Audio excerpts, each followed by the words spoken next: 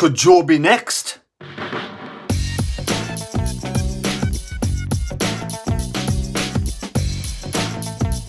Well, here we go!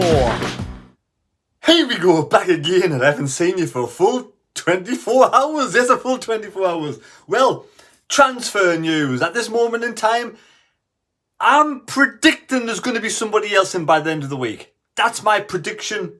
I'm not Nostradamus, but my prediction is going to be someone in by the end of the week. I just got the feeling in me bones.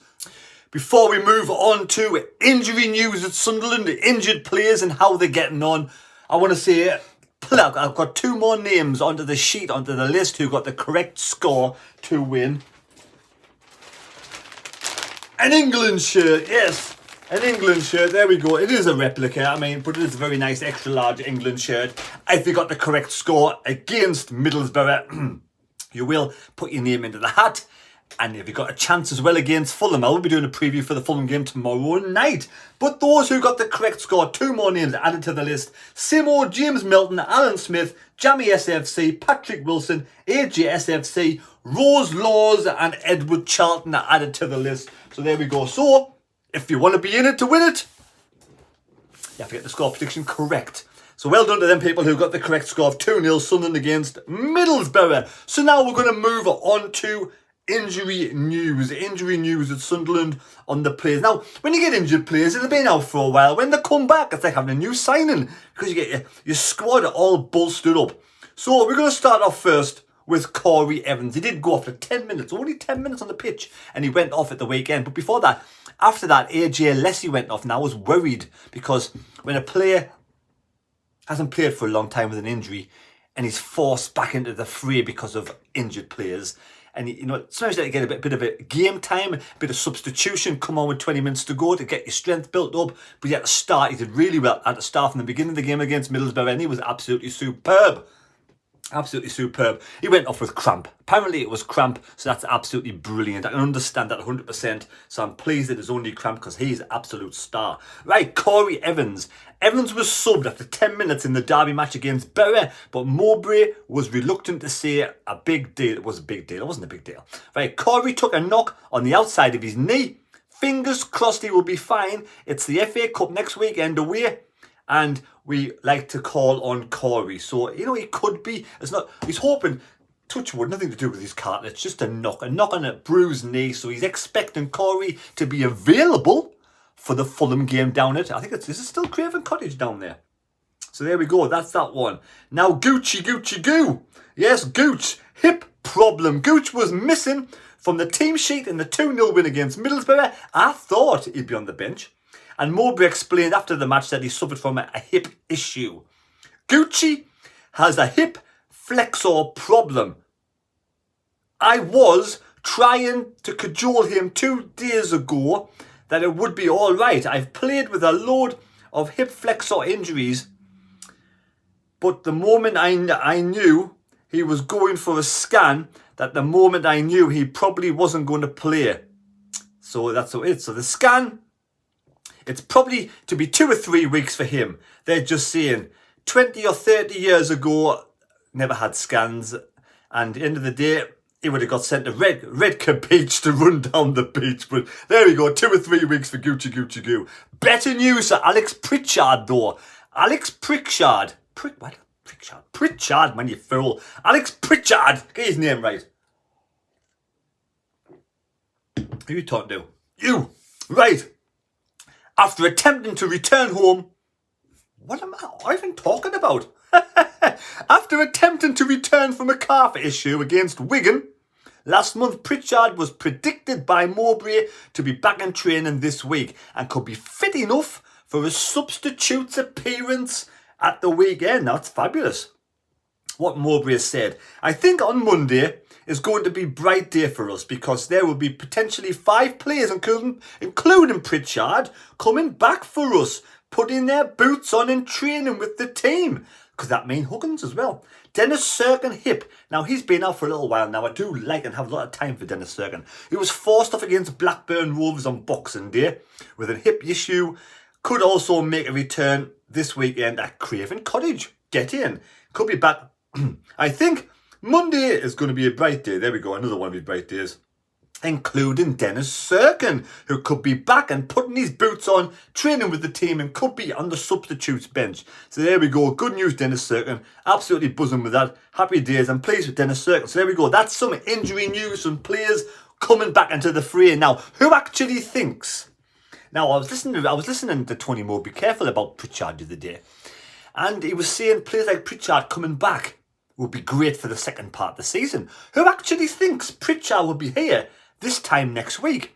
Transfer deadline day is next Tuesday. Do you think Pritchard will be here or will he be gone? I've got a feeling Pritchard will still be here next week. Just the way he was talking about Pritchard, it did feel like he was going to keep Pritchard and Pritchard would be here for to the end of the season. But I don't know. Right, so there we go. Now we're going to go on to AJ Alessi. AJ Alessi. When my phone works properly, because it's a bit of a dodgy one. It's an old phone, this one. Now, AJ Alessi has been training with his teammate, Ekwa. Now, this is what he thinks about Ekwa and his arrival. AJ Alessi has given the lowdown on his experiences playing with Pierre Ekwa. After the midfielder became Sunderland's first new signing in the January transfer window, the duo spent a year as teammates with West Ham United last season, and Alessi explains the close rapport he had with the East London, which he is looking forward to resuming on Wearside. We played for a whole of last season together after he joined West Ham from Chelsea, he says. It was only the one season, but we got on really well on and off the pitch. I played left side centre half in the under 23s, and he played left side central midfield, so he combined a lot. That's great understanding already. We have a great relationship as teammates, and it's something that hopefully we can continue up here. So there we go. Athleticism is part of the game which keeps getting bigger and more important. So those attributes which he brings and himself, he can definitely help us out. He featured 14 times so far this season. Alessi reinforces that he joined Sunderland to kick on and play regular team football. He believes his newest recruit can do the same and achieve the same. I suppose that the next step in Pierre's career now is to break into the first team. If it's the same reason I joined in summer, it's the same reason Alessi joined in the summer. We were all thinking the same thing. You know, West Ham fans like both the players, and we're all thinking, is he actually going to be ready this season, AJ Alessi? Is he going to be brought in and maybe he's going to substitutes bench and maybe not really getting much game time, but he's being used and he's absolutely awesome. I think he's one of the fans' favourites already here at the Stadium of Lights. I'm hoping Pierre can be the same. It's exactly the same reason. The club develops young talent. It's a great place to showcase young talents here. Tony Mowbray doing a great job with the coaching staff, and credit where credit's due. Christian Speakman, fantastic. Hopefully, you know, the likes of Pierre can start getting some game time. Maybe it's not this weekend, but maybe it's 2 or 3 games time. Maybe needed if Corey Evans, touch wood, doesn't get injured again. But he is a bit more injury prone with his age. So I'm hoping that Corey's okay, but Pierre could come in. And we've also got, like I said before, Michoud as well. It was a little bit moody at times, according to Tony Mowbray. Right, so we'll get back. I'm going to say this now. Now, team, new signings. A tricky one with Gelhardt. Now, Gelhardt is a one that can go to numerous of clubs in the Championship. The rumours are afoot that it's Wigan or Sunderland. It's an ongoing conversation with Gelhardt, the same as he's talking to Wigan. You know, and it's been going on for a couple of days now with Gelhardt. It's all about where he wants to go. So for me, it's going to continue for a couple of more days yet. Like, we need a new striker. We desperately need a new striker. And it's being put out there in social media that it's between a couple of clubs. I know at the end of the day, who would you choose between Wigan and Sunderland? For me, it's a no-brainer, Sunderland. But I think eventually it'll all probably boil down to cash, won't it? Agents and this, that and the other. Do Wigan have owners who can spend more money than Sunderland? Can Sunderland, you know, we must have some sort of wage structure in place. We're paying Clark 15,000 a week.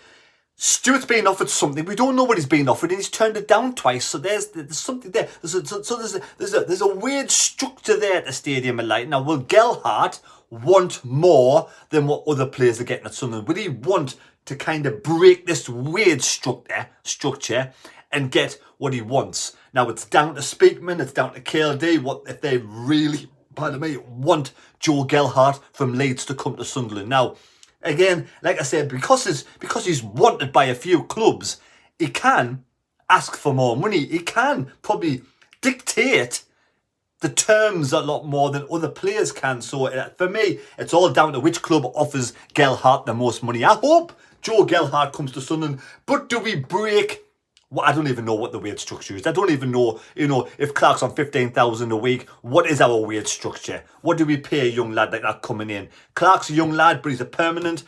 I don't know if Gelhardt's going to be a loan. I don't know if it's going to be a permanent deal, but like I say, all rumours out there is that it's between Sunderland and Wigan, and for me, I've got a feeling, if he kind of gets, like I say, if we kind of want Joe Gelhardt, I think if the club wants Joe Gelhardt, I think we'll get him. I think we'll get him. But I think it's all down to what Joe Gelhardt wants as well, you know what I mean? So it's one of those ones, like Stuart was wanting more money, Sunderland offered Stuart money, and there's somewhere in between. So I think it's a similar situation with Joe. Reading between the lines, it's a similar situation. He could be on the books by the weekend, or he could go to Wigan. We just don't know. Or even a bigger championship club might come in and say, hey, Joe, have this cash, come to us, and he'd probably go there. So there you go.